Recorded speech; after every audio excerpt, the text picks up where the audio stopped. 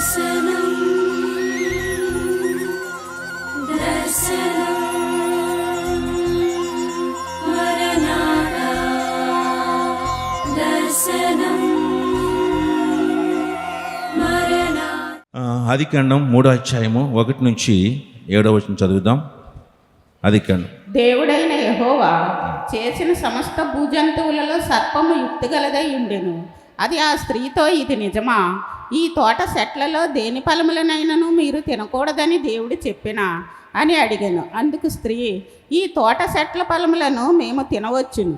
అయితే తోట మధ్యనున్న చెట్టు ఫలములను గూర్చి దేవుడు మీరు సావకుండునట్లు వాటిని తినకూడదనియు వాటిని ముట్టకూడదనియు చెప్పినని సర్పముతో అనెను. అందుకు సర్పము, మీరు సావనే సావరు, ఏలయనగా మీరు వాటిని తిను దినమున మీ కన్నులు తెరవబడుననియు మీరు మంచి చెడ్డలను ఎరిగిన వారై దేవతల వలె ఉందిరనియు దేవునికి తెలియనని స్త్రీతో చెప్పగా, స్త్రీ ఆ వృక్షము ఆహారమునకు మంచిదియు కనులకు అందమైనదియు వివేకమిచ్చు రమ్యమైనదియు నన్నట్టు ఉండుట చూసినప్పుడు ఆమె దాని ఫలములలో కొన్ని తీసుకుని తిని తనతో పాటు తన భర్తకును ఇచ్చెను. అతడు కూడా తినెను. అప్పుడు వారిద్దరు కనులు తెరవబడెను. వారు తాము దిగంబరులమని తెలుసుకుని అంజూరపు ఆకులు కుట్టి తమకు కచ్చడములను చేసుకొనిరి. చాలా దేవుడి మాటలు దీవించునుగాక. చిన్న ప్రార్థన చేసుకుందాం. పరిశుద్ధుడా యేసయ్య, ప్రతి ఒక్కరూ యేసయ్య నాతో మాట్లాడండి. ఈరోజు మేము ఏమి నేర్చుకోవాలో మాకు తెలియచేయండి. మా కుటుంబంలో మా భార్యాభర్తలు, మా దంపతులుగా ఉన్న మేము, మా కుటుంబాన్ని బిడ్డలు మేము ఎలా ఉంటే మా కుటుంబం దీవించబడుతుందో, ఈరోజు ఏది మాకు అవసరమో దయతో మాకు నేర్పించు నాయన. గద్దించి నేర్పించు, ప్రేమతో నేర్పించిన, హెచ్చరించి నేర్పించిన, దండించి నేర్పించిన, దాన్ని వినడానికి నేర్చుకోవడానికి నేను సిద్ధంగా ఉన్నాను ప్రభువా.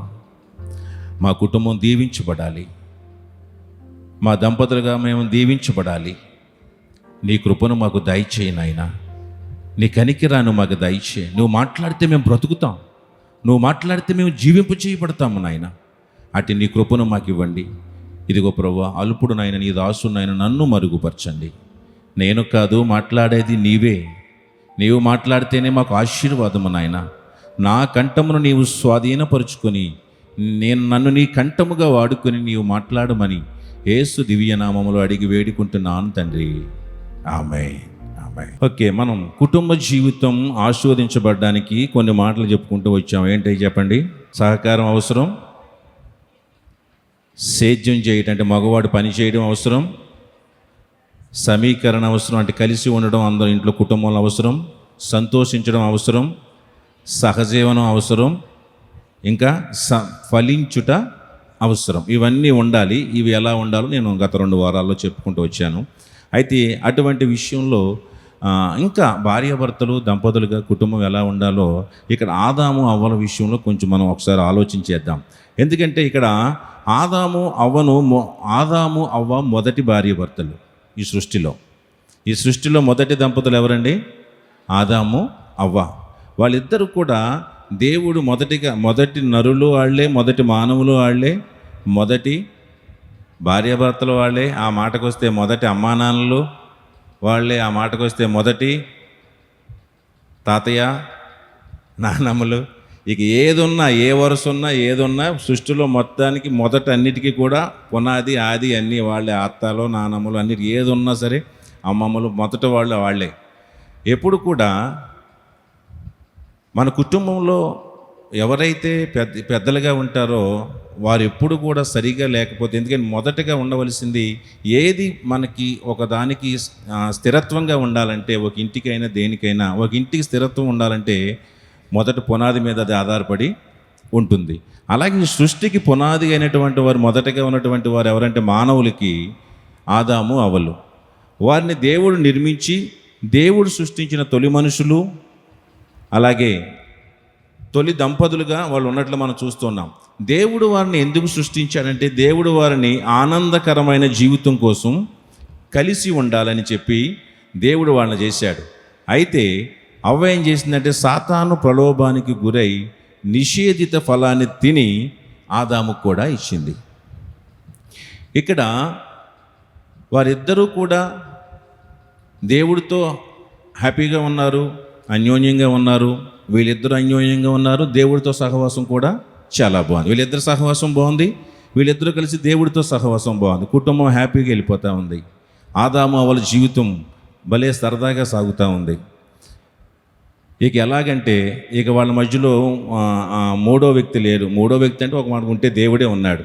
సో దేవుడు మన ఆనందానికి అడ్డులకి అడ్డొచ్చేటువంటి దేవుడు ఎలాగూ కాదు. కాబట్టి ఇక వాళ్ళిద్దరూ కూడా చాలా పైలా పచ్చీస్ అంటారు చూసారా. ఇక కొత్తగా పెళ్ళైన దంపతులు అంటారు చూసారు, ఇక ఎలా తిరుగుతారు చట్టాపట్టాలు వేసుకుని.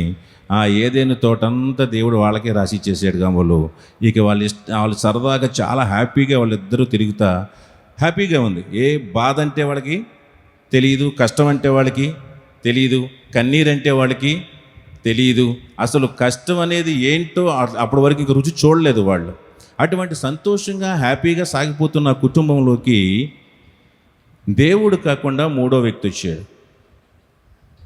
దేవుడు వాళ్ళతో ఉన్నంత వరకు చెప్పాను కిందకి, దేవుడు వచ్చినంత మాత్రం మూడో వ్యక్తిగా మనకి ఏ ప్రమాదం లేదు. కానీ మూడో వ్యక్తిగా మన జీవితాల్లోకి రాకూడనటువంటి వ్యక్తి మూడో వ్యక్తి బయట వాడు మనిషి అయితే కనుక, నరుడైనా మరి ఏదైనా సరే, అది మన జీవితానికి పతనాన్ని తీసుకొస్తూ ఉంది. అలాగే దుష్టుడు వారి జీవితంలోకి వచ్చి చెప్పాడు, ఒకే ఒక క్వశ్చన్ వేశాడు, ఇది నిజమా?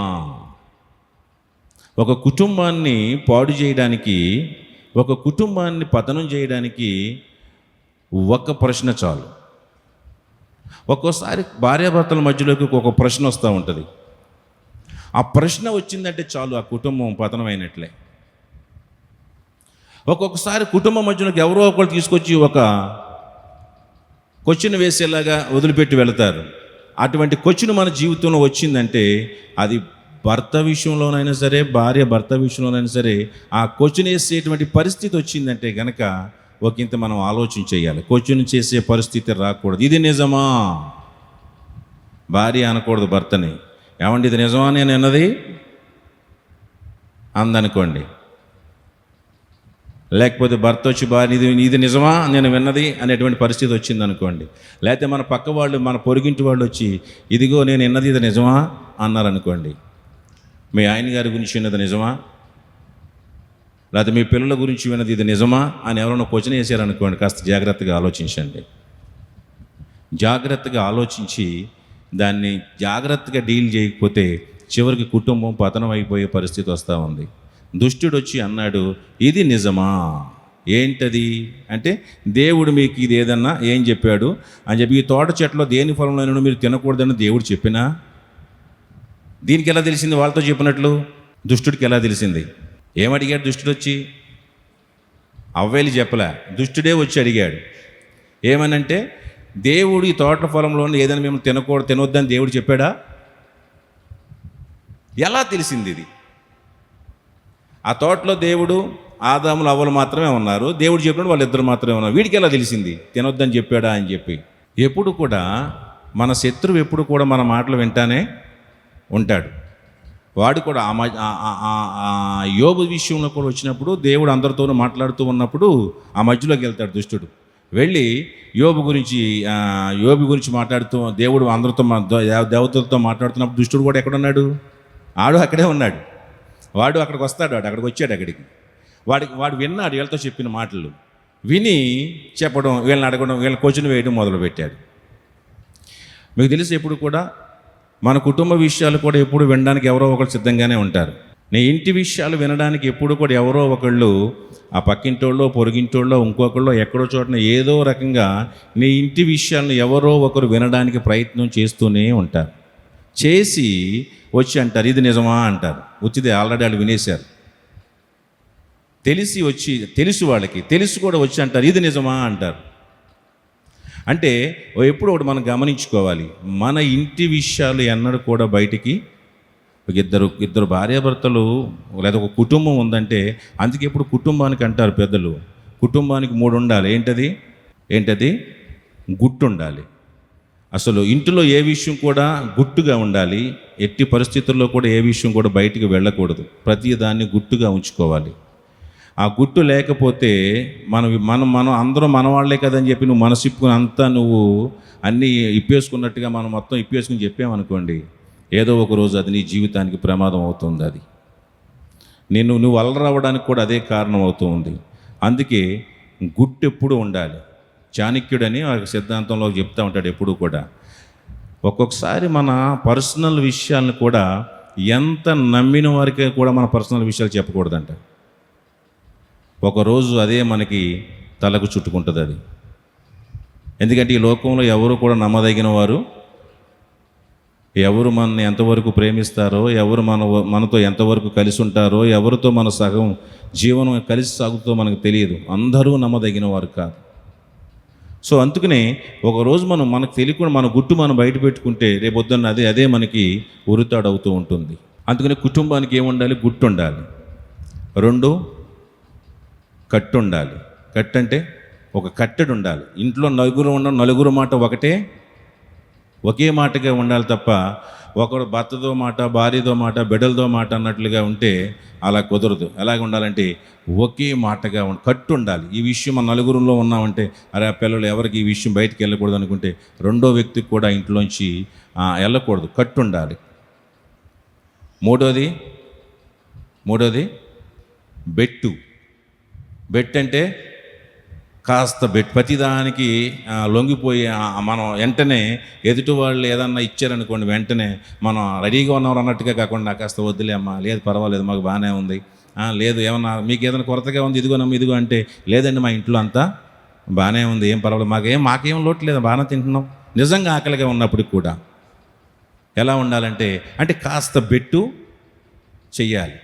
అది కొన్నిసార్లు అనవసరమైన బెట్టులు చేస్తారు. అవి వృధా. కానీ కొన్నిసార్లు ఇటువంటి బెట్టు అంటే మన ఇంటిలో లేమిని బయటికి తెలిసిపోకుండా అందరికీ కాస్త వాళ్ళు ఏదన్నా ఇస్తున్నప్పటికీ మన దగ్గర అటువంటి పరిస్థితి ఉన్నప్పుడు కూడా కొంచెం బెట్టి చేయాలి.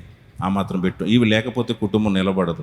సో ఇక్కడ వీళ్ళ మధ్యలో ఎలాగైతే మొత్తానికి ఈ విషయాలు బయటికి వెళ్ళిపోయినాయో దుష్టుడు తెలిసిందో వాడు వచ్చాడు, దేవుడు ఏమైనా చెప్పాడా మీతో తినొద్దని అని చెప్పాడు.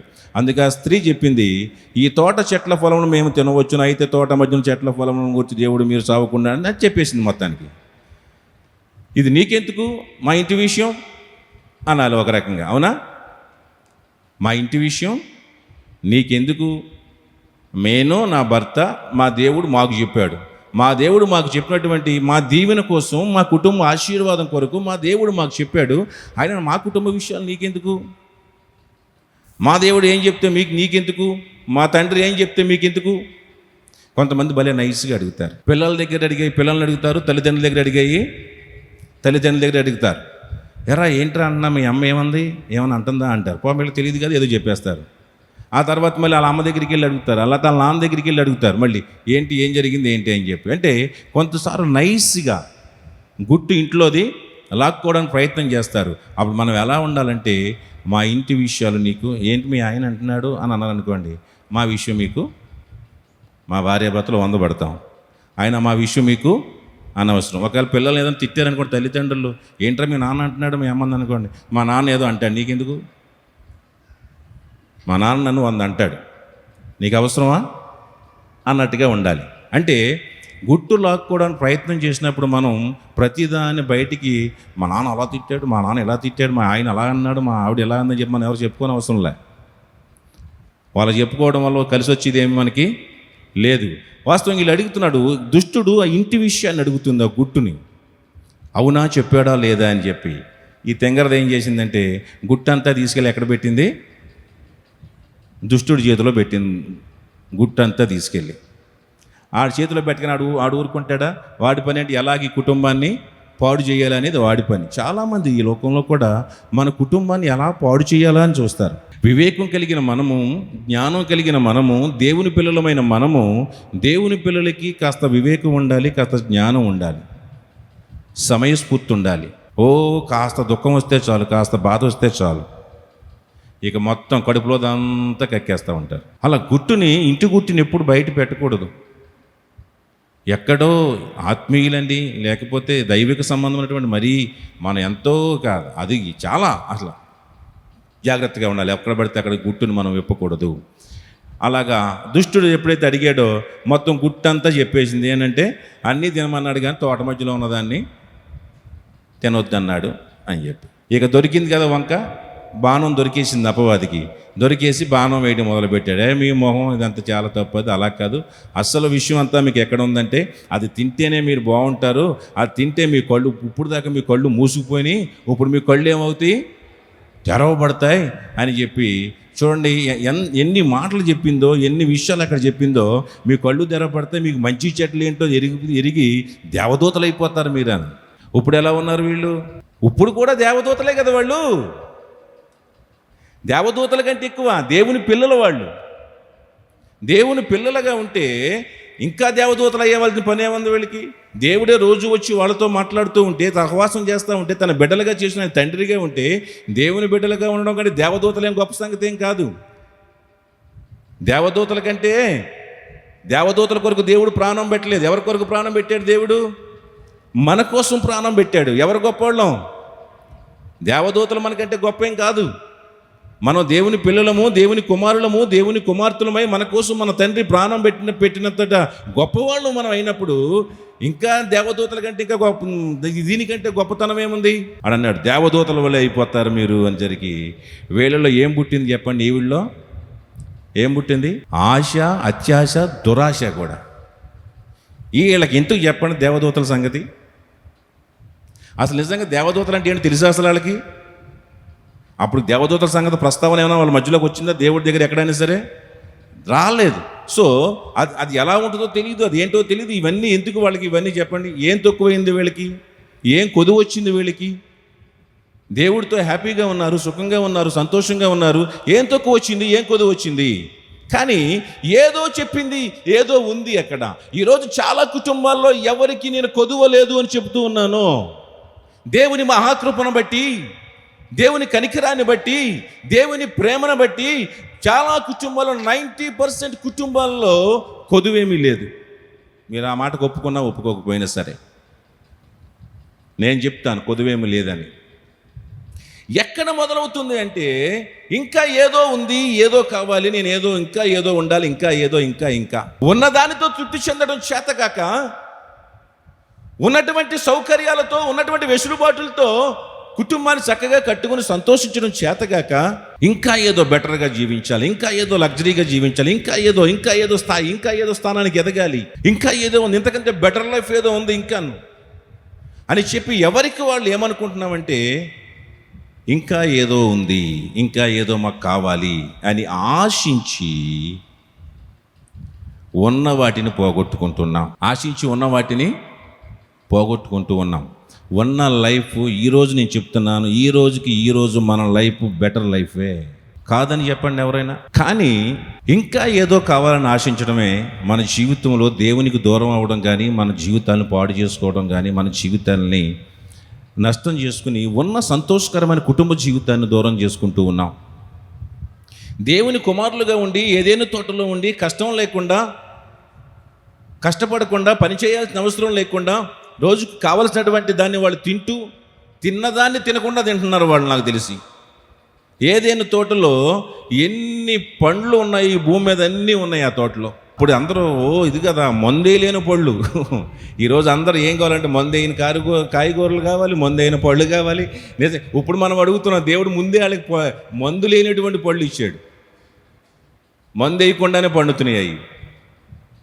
అంటే శ్రేష్టమైన పొలాన్ని ఇచ్చి ఒక్కదాన్ని తిన్నదాన్ని తినకుండా తింటున్నారు. నేను అనుకుంటాను ఈరోజు తిన్నదానికి మళ్ళీ సంవత్సరం పడద్దేమో మళ్ళీ దాన్ని చూడడానికంటే ఈరోజు ఒకటి, రేపు ఒకటి, ఎల్లుండి ఒకటి తినుకుంటూ పోతే ఆ తోటలో తిన్నదాన్ని తినడానికి సంవత్సరం పట్టవచ్చు. మనం తిన్నది తినడానికి ఎన్ని రోజులు పడుతుంది చెప్పండి? వారానికి సరిపాటుగా ఉంటాయి కూరగాయలు, వంకాయలు, బెండకాయలు, బీరకాయలు ఇవన్నీ. మళ్ళీ వారం వస్తే మళ్ళీ ఏమున్నాయి? మళ్ళీ వారం మళ్ళీ అయ్యే రిపీట్. కానీ నాకు తెలిసి ఆదాము అవ్వలకి మాత్రము అలాంటి రిపీట్ సంవత్సరం బట్టి ఉంటుందేమో అనుకుంటాను నేను. తిన్న కాయ తినడానికి సంవత్సరం బట్టి ఉంటుంది. ఏంటి వీళ్ళకి వచ్చినటువంటి తీపుడా ఏంటి చెప్పండి? మాట దానాలంటే ఇంకా ఏం తక్కువని అది వచ్చి మీరు దేవదూతలా ఉంటారు, మీరు అందంగా ఉంటారని చెప్పేసరికి మొత్తానికి ఆ వృక్షము, స్త్రీ ఆ వృక్షం ఆహారములకు మంచిదియు, కన్నులకు అందమైనదియు, వివేకం ఇచ్చు రమ్యమైనది చూచినప్పుడు అంతకుముందు కనపడలేదా?